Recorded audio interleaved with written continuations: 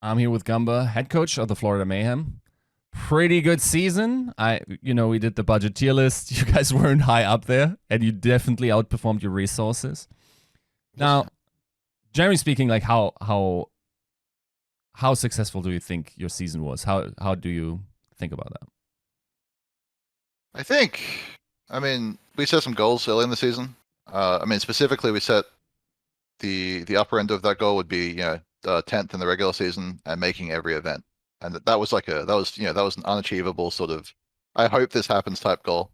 That is exactly what we achieved actually. Yeah, that's exactly our placing. We did make every tournament when I think a lot of other teams that spent 4 or 5 times as much money did not make all the events. So we're really happy with that performance. I think, like, to be honest, it's been a really good season. I think playoffs wasn't really even a part of that goal. So, uh, just all smiles, I think. Nice. Now, you had already escaped, Overwatch Velocity, and you were already in Valorant, and then you came back. Escape. Okay. Yeah, I see. Well, let's hope that's a decision that won't, be a bad one considering like the trajectory that Overwatch 2 might be going. But what do you think, like generally speaking, how does Overwatch coaching, Valorant coaching compare? I think firstly the thing to address there is like Overwatch versus Valorant as a game, and like obviously Overwatch it's been a bit shit for a few years. Let's be honest. Let's just be completely transparent. I think Blizzard know that too, right? They've changed the game a lot for a good reason. I know Valorant looks like it's on the up and up, and so it's sort of a weird decision to move back to Overwatch, right? The truth is, I just like Overwatch. Like, I really enjoy coaching it. I've been in the Overwatch League since literally the preseason. Like, actually, I coached the first game of the Overwatch League ever. I think it was against Dallas Fuel. I think we won. But I just think Overwatch is something that I enjoy. I really like the game. I like working with Korean players. I like the travel diversity. You get to travel a lot, and there's like a lot of really good job opportunities. In Valorant, it felt more, I think, player run. It was more about who you knew. And I think that sucks. Like, I think one of the things Overwatch, especially Overwatch League, has going for it is that uh, there's a lot of opportunity for people to find jobs and work in esports. And Valorant, you have to make a lot of friends and try and network. And you see a lot of these like player run teams, and the coach has like a relationship with the players from beforehand. And there's a lot of CS stuff going on there where if you played CS, you have a really high chance to get a job through that network. And I don't have any of that. I also just prefer the Overwatch game itself. So that's why I moved. It's not really like for more money or anything like that, or I couldn't get a job in Valorant. I just didn't see myself staying in that game, and I wasn't really a big fan of it. I think in terms of the differences, that is one of the differences, obviously, the player run aspect. Not that our team in Valorant was player run. I think we peaked at like second in North America, and we won VCT events, and we were really successful despite being a team that spent, much like Florida Mayhem, a lot less money than some of the other teams. But it didn't feel sustainable. It felt like over time, the results would get worse as other teams figured out some of the stuff we were doing, because we applied a lot of the Overwatch League stuff to Valorant. In terms of just doing VOD review, in terms of using data and metrics to scout players, in terms of when a player tells you to sign their friend, you say no. That's a controversial take in Valorant, I think. So we just applied, I think, basic logic and reasoning, and we were able to succeed early in Valorant because of that. But in terms of like just real coaching differences between the two games, I think Valorant coaching is more about like set plays and coming up with ways to win individual matches, and practicing defaults and like map reading, and it's very different. It's almost like the ult tracking phase in like a professional Overwatch team, except the whole time, right? It's a lot of counting and planning and slow play, and a lot of waiting, watching the round timer. It's super boring. Like, to be honest, to me, I understand a lot of people enjoy that, but nothing against that. It's just not for me. Whereas I think coaching Overwatch is more about, you really work with the players a lot on fundamentals, on how they communicate, on like split second decision making and comps, and there's just this whole like creative aspect to it that I really enjoy. Um, so this is a really different experience. I think Overwatch coaching is a lot more fast paced, and you're more likely in Overwatch, for example, to make a bunch of adaptions in the middle of a match. In fact, I think we have the tied record for reverse sweeps this season, the Florida Mayhem, and I think one of the reasons that happened is because in the half times, our coaches would come in and make a pivot. We would say, do this, change this, do that. And Valorant didn't feel like the game was played at that speed, and it's just a lot slower coaching wise. And it feels like coaches have less impact in Valorant as well. I think like you really don't have as much to work on because most people in that game are playing the same kind of game. They're kind of shooting the same guns. Their abilities are a little bit different, but I mean they've all played CS for 20 years, right? In Overwatch, it feels like there's a lot more room for coaches to contribute and teach players a lot more complex stuff because Overwatch is a messy game, right? Not to say it takes more skill or something stupid like that. It's just a fundamentally more complicated game because there's a lot more variables and randomness and a lot of things going on at once, and it's impossible as a player to keep track of all those things. So Overwatch just feels like it has more depth in that way from a coaching perspective, and I think that's like a huge difference, just the speed and the complexity. Dpei once said 80 to 90% of what will determine the outcome of the match in terms of a coaching perspective is putting the right team together. Do you disagree with that based on what you just said, or? Of course, yeah, I absolutely disagree with that. Maybe for him, yeah, maybe when you're Dpei, it's 10% coaching. But look, I think it depends on the type of players you sign and the type of roster you build, and you as a coach can create a roster that depends on you, right? Like I think that's something that coaches fundamentally control. It's if you sign a bunch of players who are morons, of course, coaches do way more, right? I mean that's just obvious. But the truth is, I don't think 10% is a massive understatement. Like for any competent coach, I do think that number is fundamentally in favor of the players. I think the players play the game, right? Like if they're nervous or their hand doesn't work, you lose, and the coaches can't control that. So I understand what he means. But I mean, I can personally attest to so many matches in my career where something I said in the halftime or before the game or some meta read or some like tip I gave a player won us the game. And I would argue most matches are like that for our team. Like I'd argue most matches have some significant coaching contribution that's more than 10%.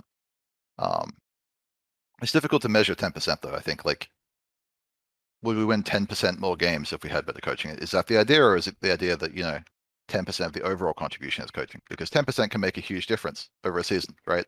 Even if it was 10%, which I don't think it is, being 10% better in a bunch of matches might be double the wins in the end, right? Because a lot of the games are that close, especially this season. So yeah, I wholesale disagree with that, right? I think that's stupid. What would your percentage be?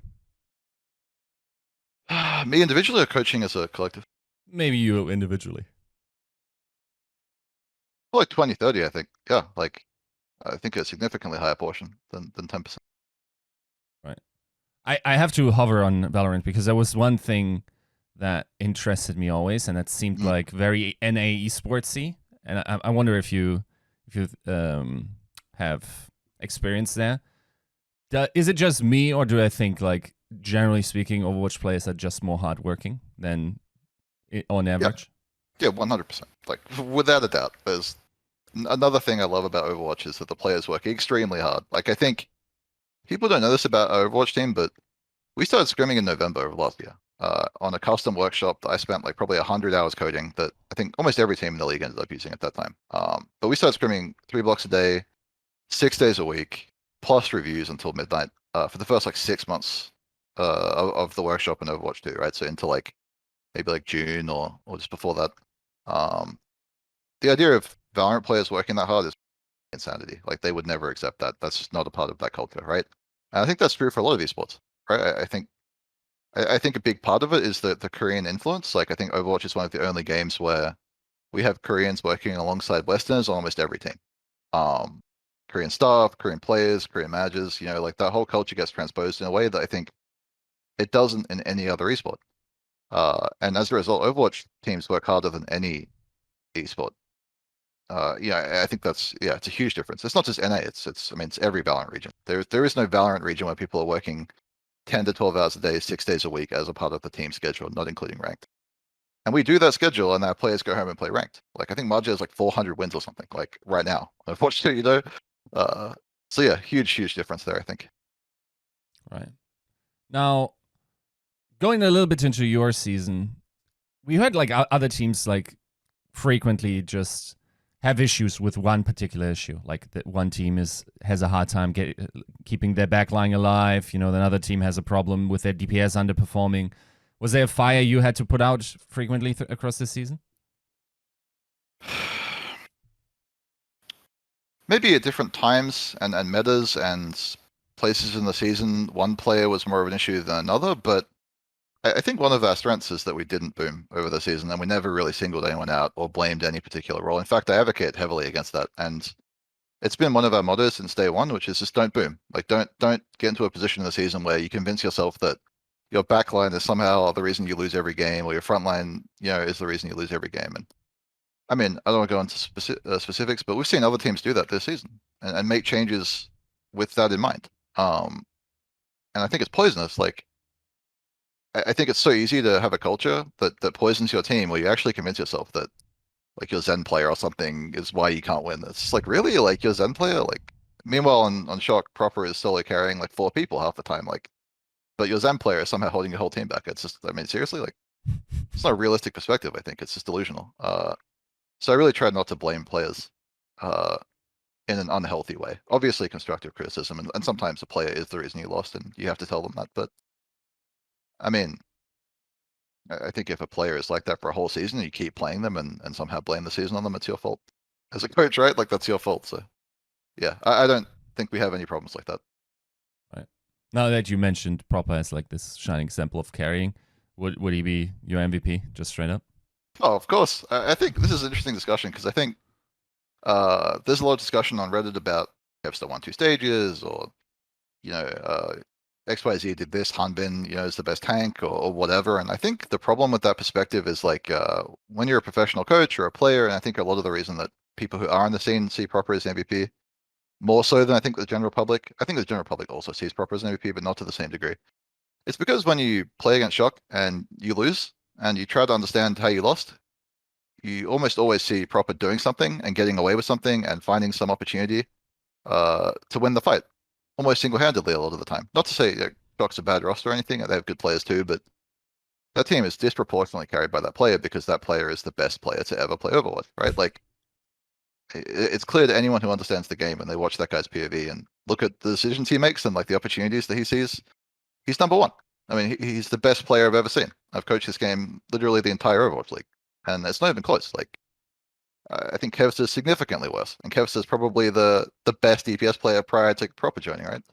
I don't know. He's a really amazing player, and I think you take all of that and you put that on top of his match performance, which is obviously really high. The fact that he's super young, and he also plays hit scan and gaps everyone on hit scan.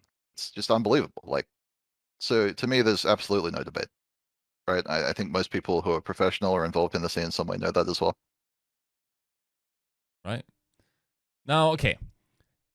I remember and recall you saying a couple of times across your career that basically, if you build a roster in the first couple of weeks, you like if whatever you build there doesn't work out, it's probably never going to work out. The idea of building up synergy is probably not something that holds up if you look at it with a critical eye. Do you still believe that? And like, does that do you build your rosters with that in mind? Yeah, I mean, absolutely. I think synergy is not important, right? It's not without value. I think players getting along with each other obviously encourages teamwork and bonding and makes them develop faster, but it's less so that synergy is a problem or irrelevant, and more so that skill is more important. And I think that's something that we factored in building our roster this year. Skill was the most important thing. I think one of the things I learned early in my career was like, I'm sure you remember, London Spitfire in season 1, led by I think Changoon at that time. And I think I took a lesson from a match we lost against them. We were the best team in stage 1, Valiant. And we had like a basically undefeated stage 4. We won the stage 4 easily. We dominated New York. We had a great read on the meta going into like the playoffs. We were the first team to come up with like the hog stuff that people were playing with the pull hook combo with Orisa. We're playing Brig before other teams. We were by far the best team in season 1. And we go into that playoff event, and like directly before the playoffs, where we lose to London in it was a best of 3. I don't know why. I mean, single elim. It was a shitty season, but not important. We were scrimming London literally a few days before we lost that match, and I mean, they were mentally broken. Like, they didn't know what the fuck they were doing. They didn't know how to play the meta. They were emoting and AFKing. They were super tilted, right? Like, they had no hope of winning. And in our mind, the match was won, right? And we go into the match and they steamroll us and win in 2 maps. And we're eliminated, right? Just like that. Again, terrible format, but not important. And you think about how they built that team. Like, they just stuck two Korean contenders top 2 teams together, right? Like Honggu and GC Busan or whatever it was. Absolutely no worries about synergy, just mixing and matching players together, just shove them all together. And they won the Overwatch League despite basically tanking the season. Like, because they had the highest skilled roster in the league at that time by a considerable margin, and the meta helped them a bit, to be honest. But so I took a lesson from that. I think that's like one of the most important moments in my career, like losing that playoff match where we could have won the Overwatch League pretty easily. That just skill is always what's going to win you the game in the end, right? Like that's always going to be the number one thing. It's different when you're building rookie rosters because they know less about the game and their potential is a little more variable. But yeah, if you want to win the Overwatch League, sign the best players, right? I mean, it's pretty simple, I think. Like talking to Faustus, he said like, okay, they got this roster. Those guys didn't have access to Overwatch immediately. Like they were just behind, and I'm not sure if it is going to be absolutely 100% the roster, but I think Avala also said like they're going to stick with these guys for now. Yeah, I saw this. Yep. Do you think this is an approach that can work? Can they expect like a performance explosion for next season? No, absolutely not. Like, I think if I took over that roster tomorrow, I'd probably kick the whole roster. I mean, just to think about who's on that team. Like, what do they even have going for them at this point? They're not all terrible. Like, there are some players on specific heroes that might be good, but yeah, I mean, that roster has no potential to win anything ever. Like, and it's obvious, right? I mean, they're just not that type of team, and I don't even think they necessarily have the room to grow either, right? I don't think they're like the kinds of rookies that will, you know, that maybe have really good mechanics and just don't have a certain hero in their hero pool or don't have, you know, communication skills developed. I think a lot of those players probably have great communication skills, right? And great hero pools, and they just don't have the skill level to be a top Overwatch League team. So I don't know if I believe the idea that they're going to try and keep that roster in order to win. I think they're going to keep that roster because they're trying to save money. Like, I can't, in any sort of, you know, concept in my head, understand why you would think that roster would improve by any like significant amount. Is that, if I look at your season moves, is that basically like all your goal when you're building the roster? Like you're trying to find incremental improvements, like bargain deals that are possible with your budget, and that's why you kept switching and like recruiting new people, getting other people out of there. Is just your philosophy in action? Yes and no. I think a lot of the swaps are motivated by other reasons.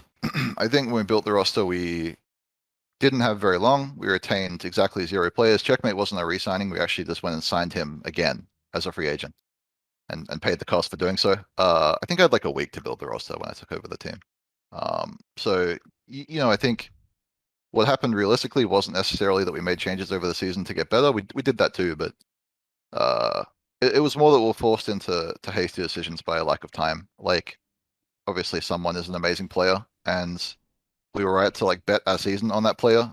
Even when we got like a lot of flack for the Adam stuff, but that wasn't necessarily as clear when we signed him, right? And so we signed Adam, and then Majid's visa wasn't working out. Like there was literally a world where Majid didn't have a visa and couldn't play in the Overwatch League.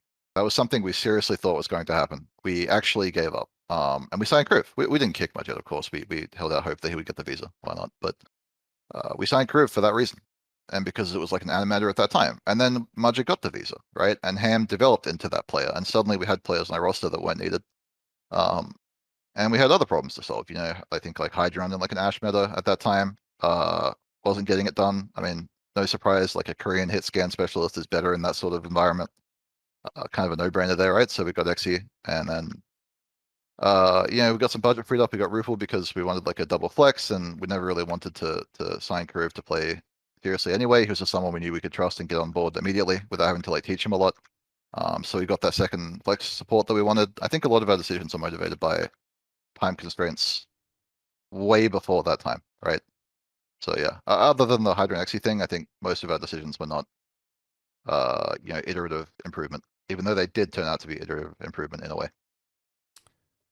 Now, you mentioned someone that's I don't understand how that happened. That he lands with that might be the signing of the season, to be honest. Like in terms of expected value versus what we got. Like, yeah, because if I look at the top teams, like okay, to be fair to Shock, they still were probably under the assumption that they were going to keep Super.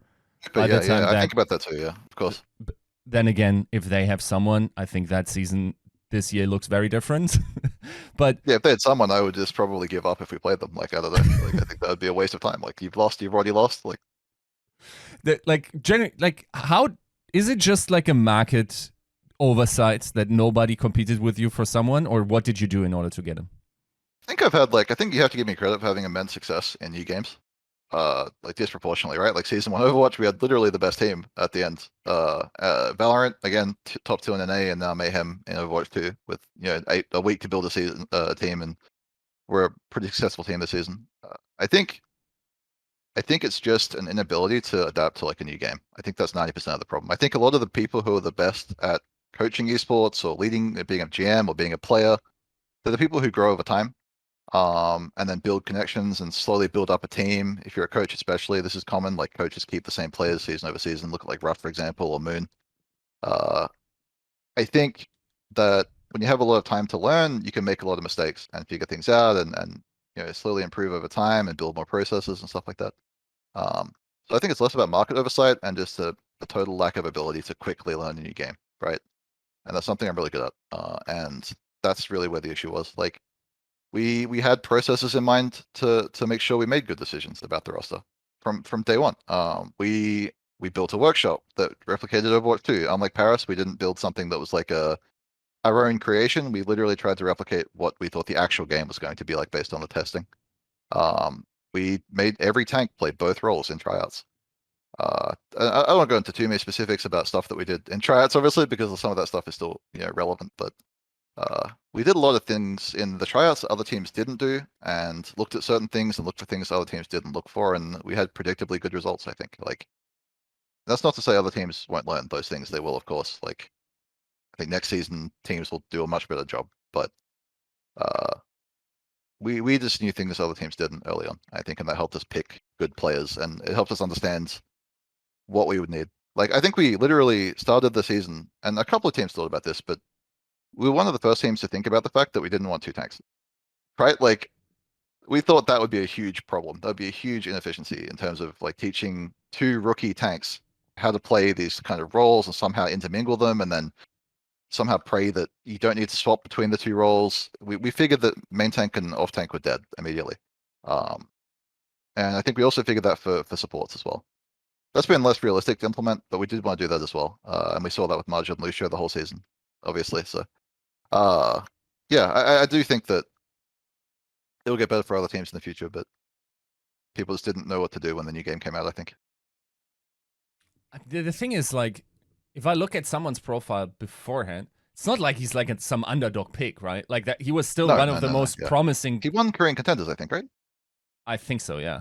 And it's like Yeah, the only other guy that had more hype coming in was Kellen, but and I think that's fair if you compete for him. Everyone else, like, it just seems so unbelievable that probably a vast majority of teams would benefit from signing someone that he would then land on a team that has, like, one of the bottom budgets. Like, how's it? I still don't understand. Did you just swoop in early, or did he not have any other offers? What do you think?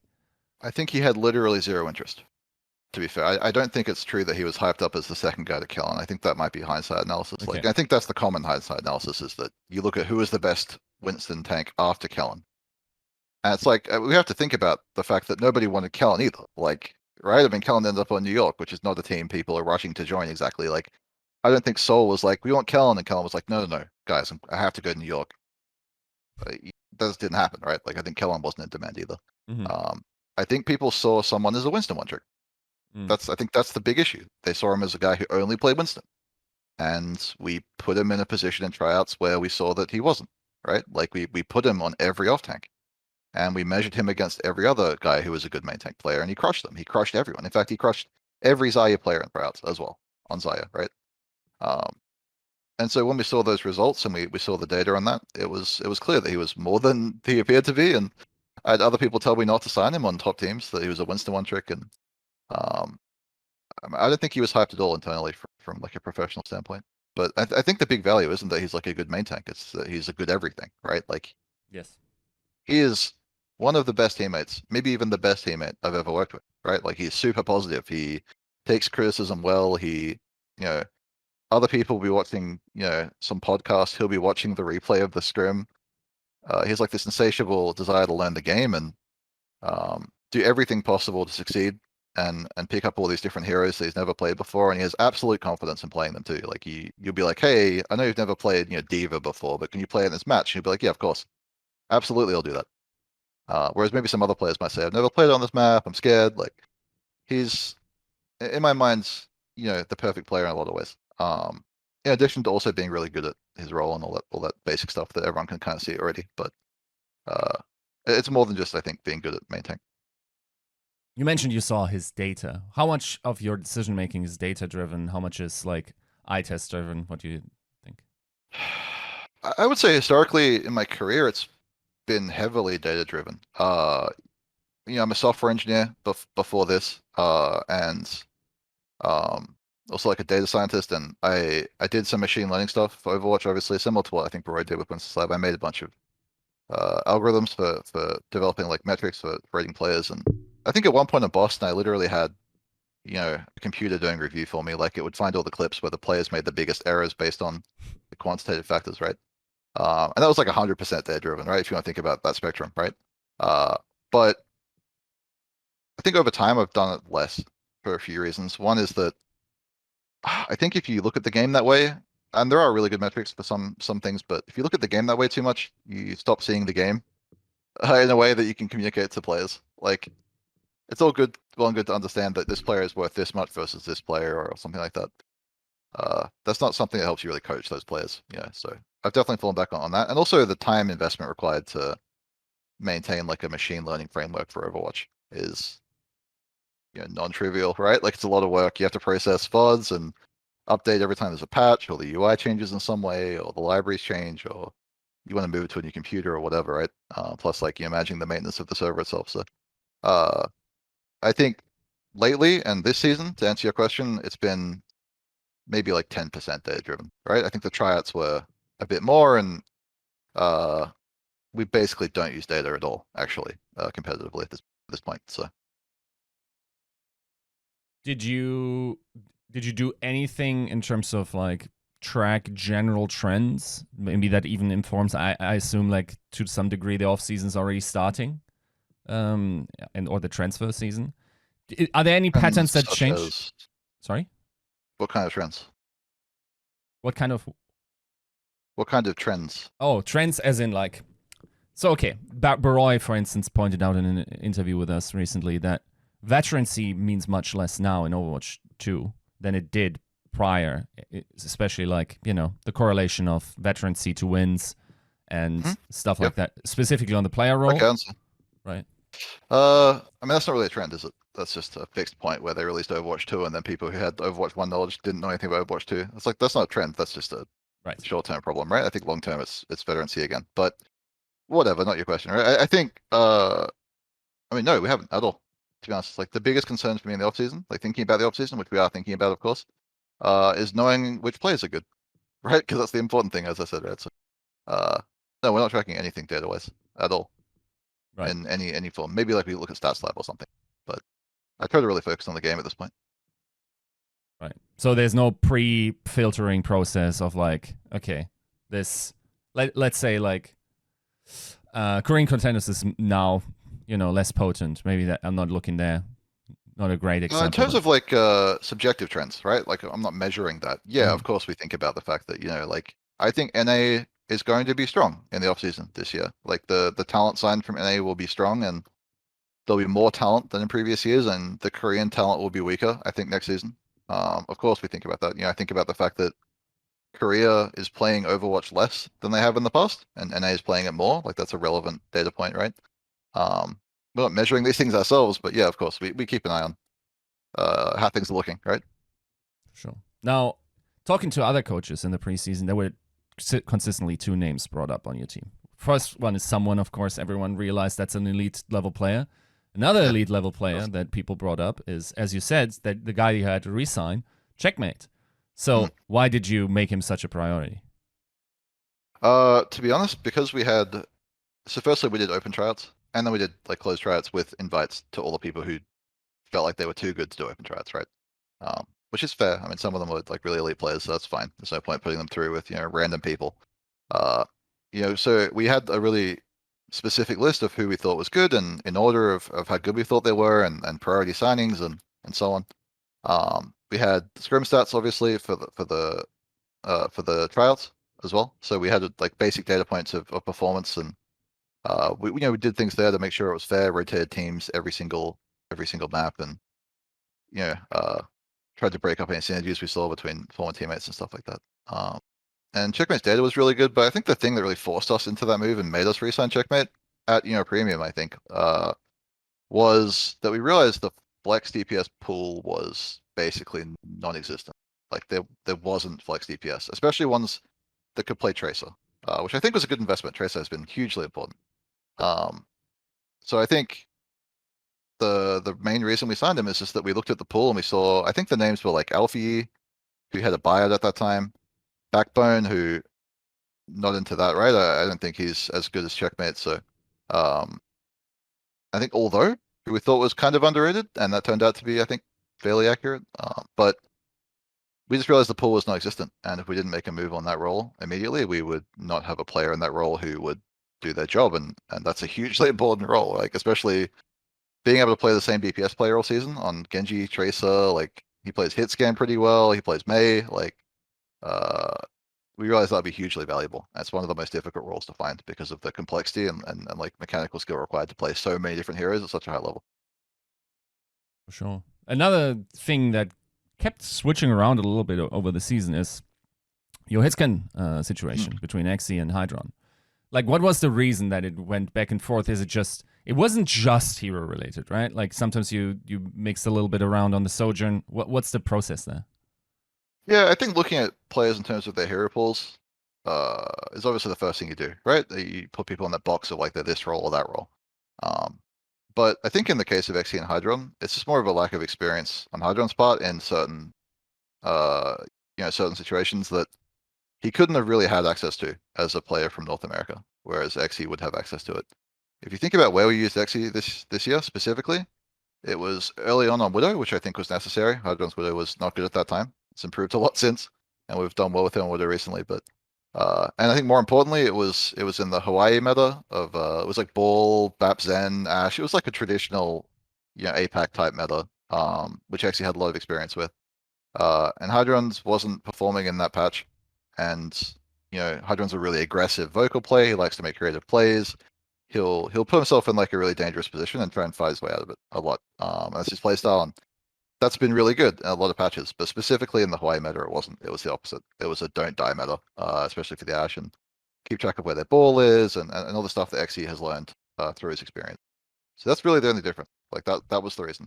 Like we just felt like they had very different playstyles, and Xzi was more useful at that time. Sure.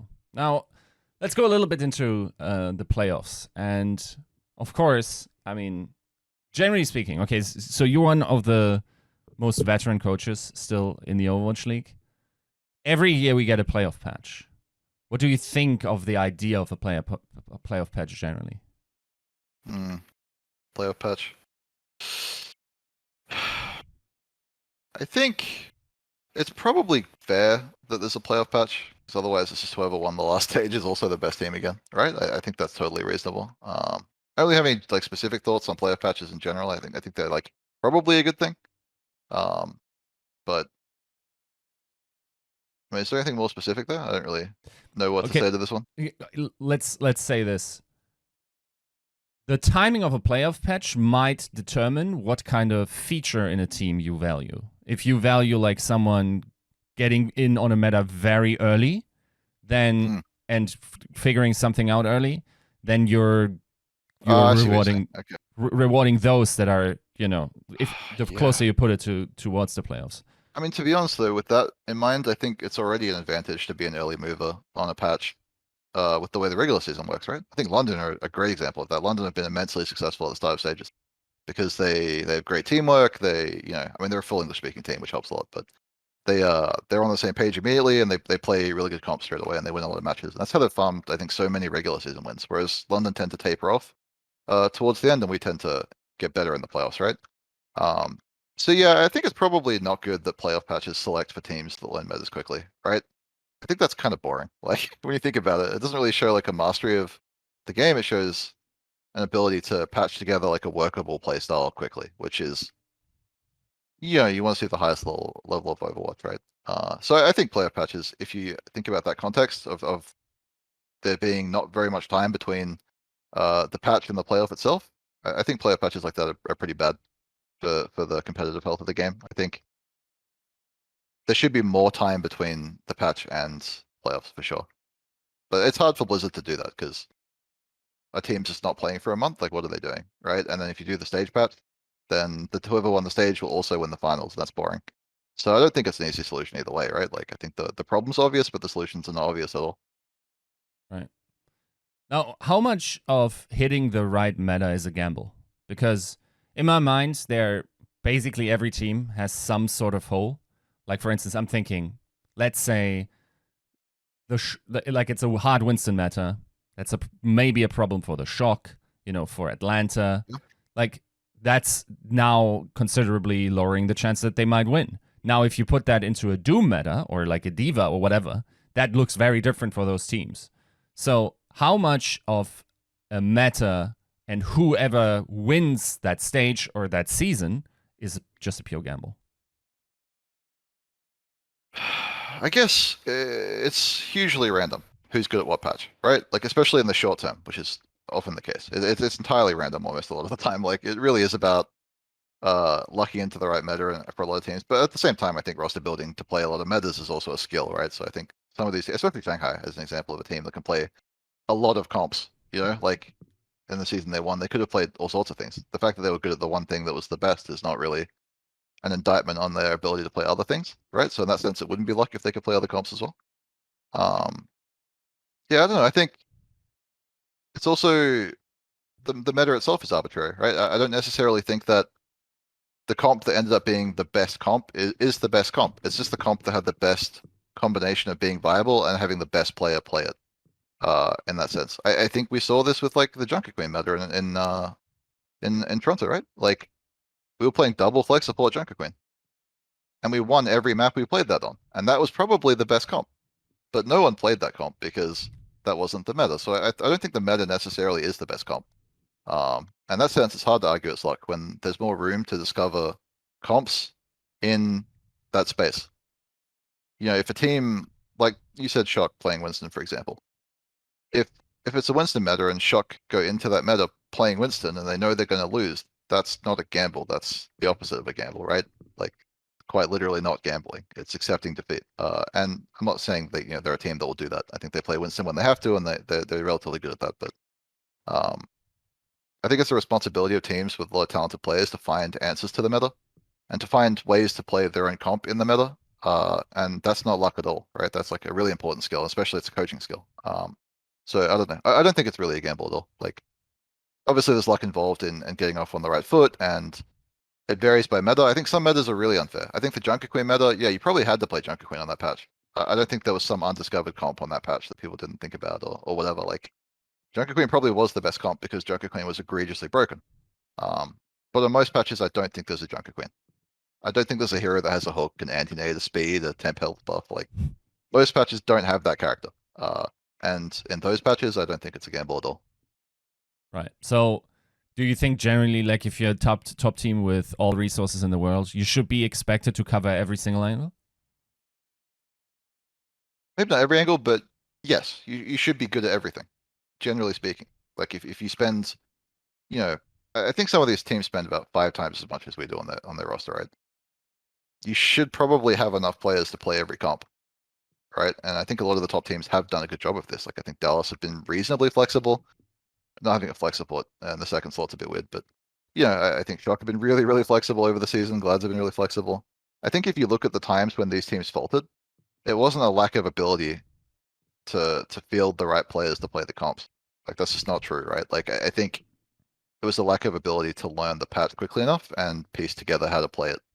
Um, I think you look at the Junker Queen meta as again, to bring it back to that patch, like Glads came off 2 stage wins and they go into that patch and they lose. And was that random?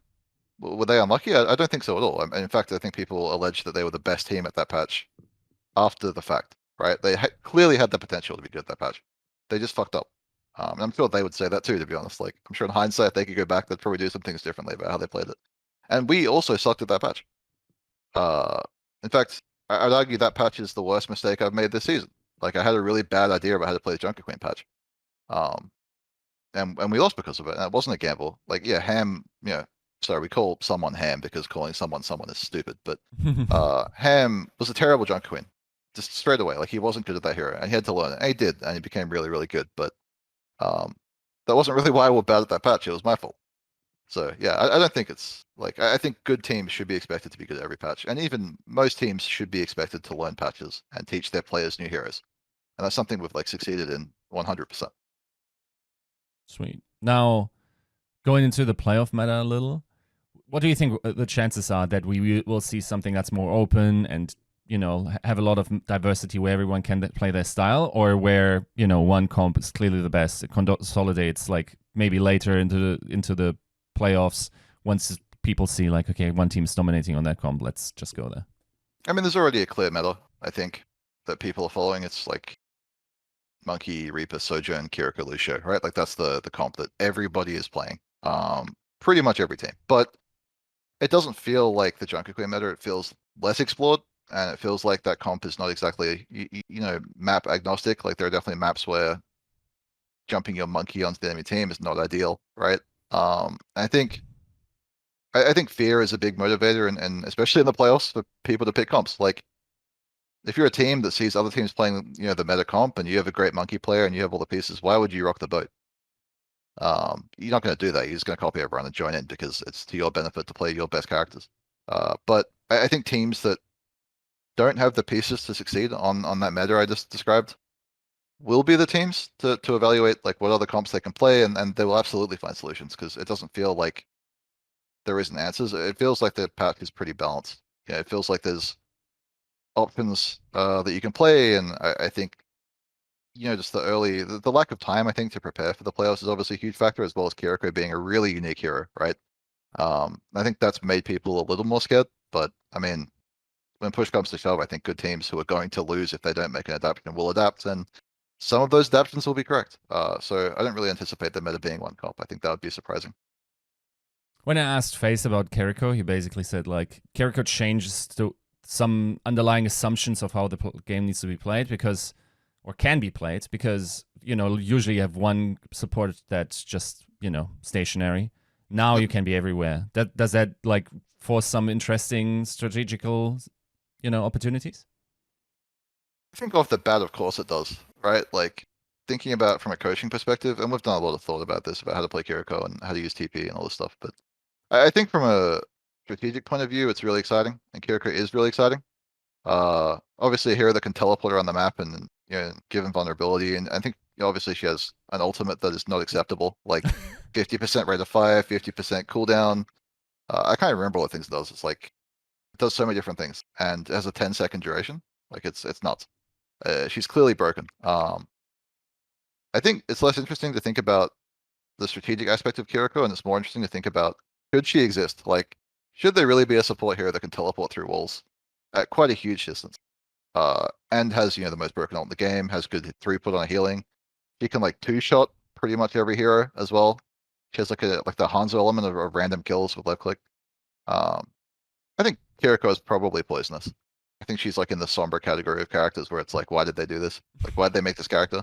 Same with Junker Queen. I think the last two heroes they've released have been, I don't want to say misses because I think they're fun characters and people really enjoy them. And the support category of heroes sucks and it's boring to play. Like I'm a support main myself, and every time you queue and someone takes Kiriko, you're playing Lucio or something. It's boring as fuck. Like, so I think that's a good step in the right direction. But I do think she's over-designed. I think so is Junker Queen. I think Sojourn's alright, but yeah, the new heroes for me have been, I think, very different to the old heroes in a way that is concerning.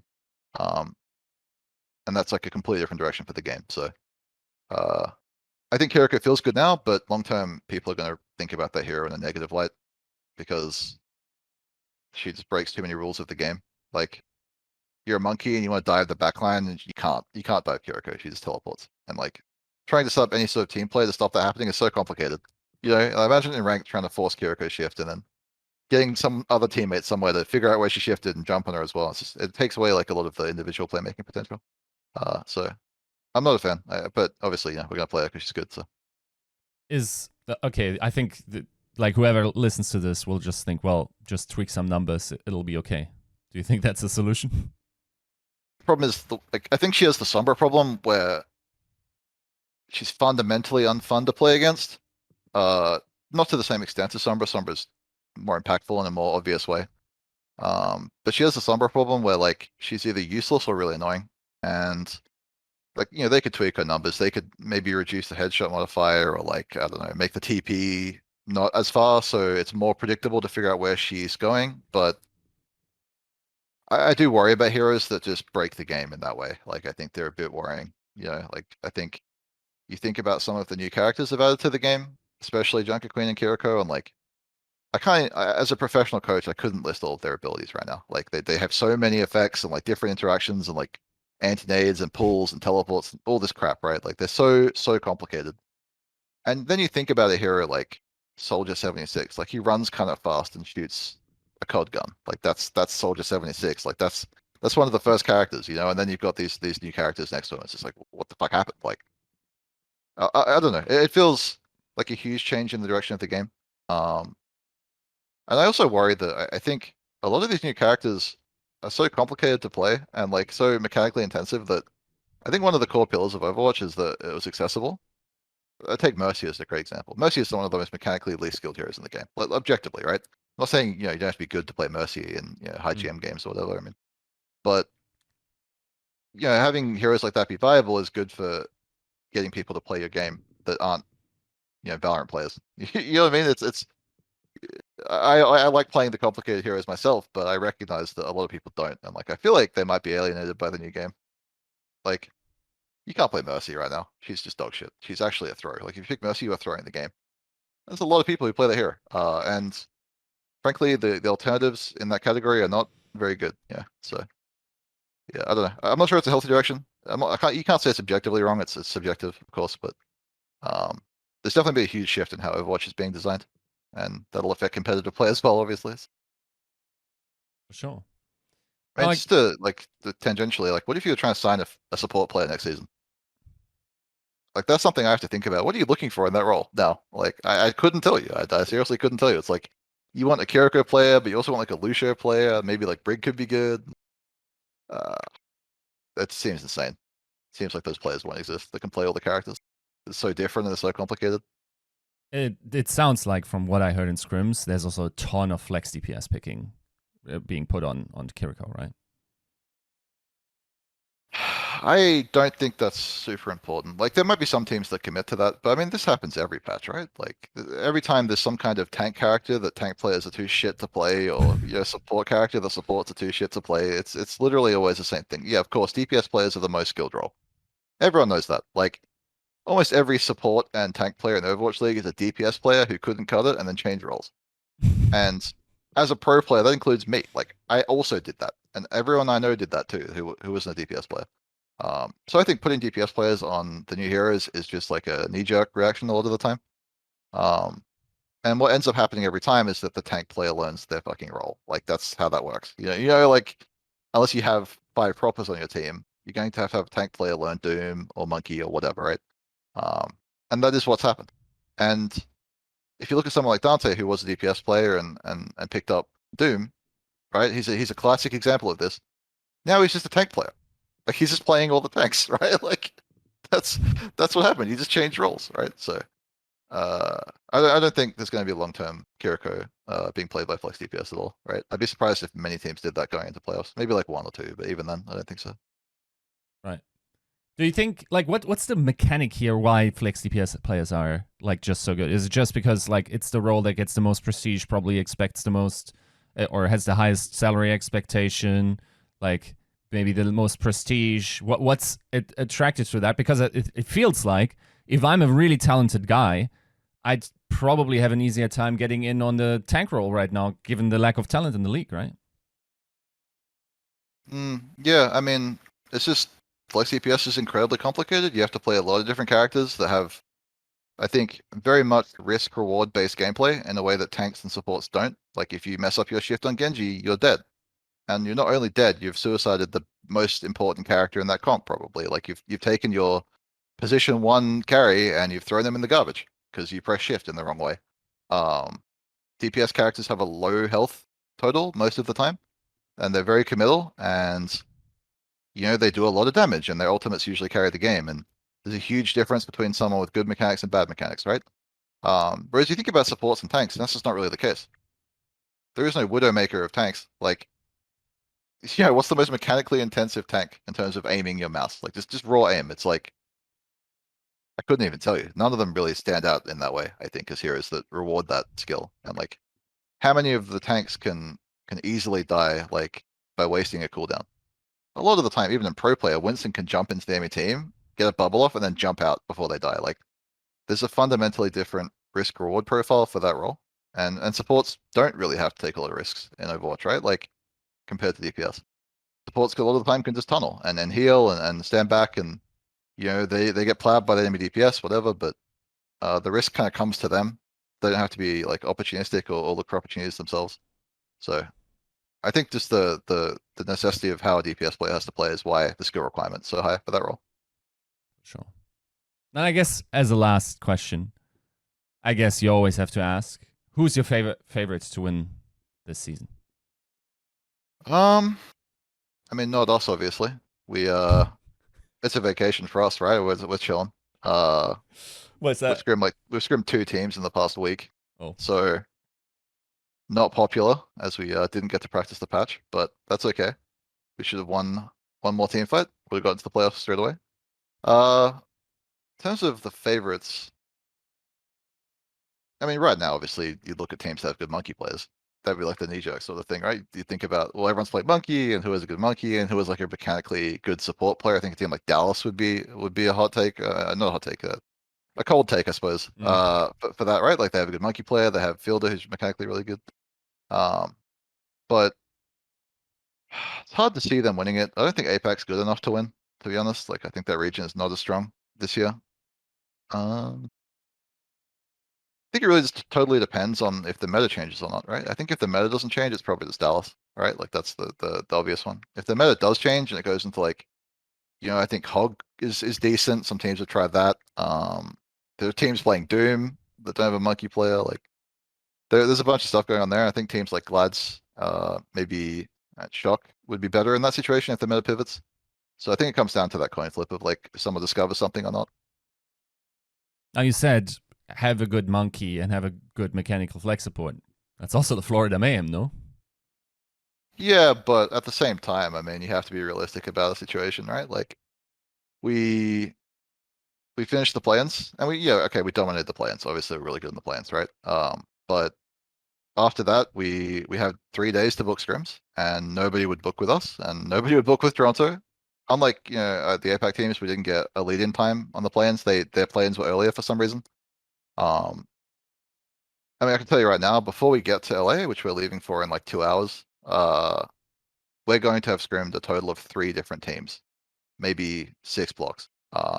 We simply don't have the practice to win this tournament, and that's okay. Like that's just how it is. The format is not great. I think plans should have been on the Kiriko patch, obviously, to make this more fair, but we've been screwed. And at the end of the day, I think if we won like a single team fight in any of those like 5 maps that we lost, we would have enough points to beat London and be the 6th team. And that's just like we didn't do well enough, I think, in the regular season. So that's the cost. It's unfortunate, but at the end of the day, like, we're getting paid to work in Overwatch, right? Like every year is a blessing, and we're going to our 4th tournament event this year. I mean, I can't really complain. Like, I'm absolutely going to go there and enjoy Korean barbecue, right? Like, I think the moment we land, we're going to get food, and we're going to eat together. And if we eliminate, look, if a play-in team wins a single game in the playoffs, that would be hugely embarrassing for the teams that qualified early and had 3 weeks to practice and booked all the scrims with each other. Like that would be really sad for that team. I think that's kind of where I see the play-in narrative. It's we're there to upset teams and eat Korean barbecue. And look, like you better not lose because that would be really sad. Like, yeah, I think it's gonna have fun and let the players enjoy LA. And I mean, it's their first season, most of them, right? So For sure. Then enjoy your Korean barbecue, good travels, and thank you for the interview. Thank you.